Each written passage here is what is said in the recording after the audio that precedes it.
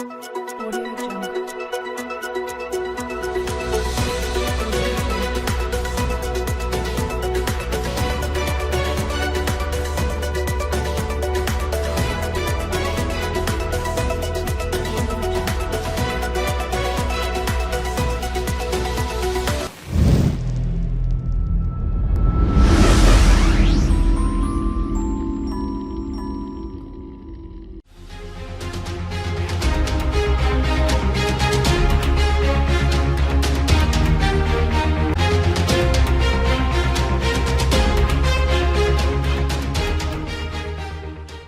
केंद्र बताए दिल्ली में कितने होंगे वार्ड। परसीमन आयोग ने केंद्रीय गृह मंत्रालय से मांगी राय। नगर निगम का परसीमन करने के लिए बनाया गया आयोग वार्ड का दायरा तय करने के अलावा दूसरा कोई फैसला अपने स्तर पर नहीं लेगा।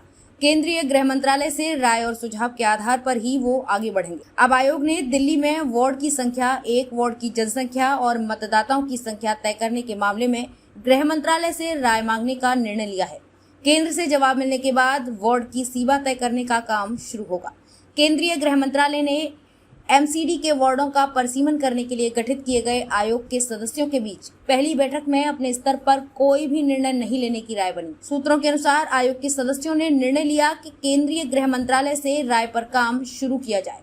वजह ये कि गृह मंत्रालय ने एमसीडी के वार्डों की संख्या 272 से कम करके अधिकतम 250 बनाने का निर्णय लिया था। इस कारण उससे ही पूछा जाए कि वार्ड कैसे बनाने हैं। सूत्रों ने बताया कि आयोग एमसीडी के तहत आने वाले क्षेत्र की जनसंख्या और मतदाताओं के साथ साथ तीनों नगर निगम में हो रहे वार्डों के संबंध में जानकारी एकत्रित करके केंद्रीय गृह मंत्रालय के पास भेजेगा। इस संबंध में आयोग ने बृहस्पतिवार को जानकारी एकत्रित करने का कार्य किया। इसके अलावा आयोग की एक ओर से केंद्रीय गृह मंत्रालय से पूछा जाएगा कि वो कितने वार्ड बनाए।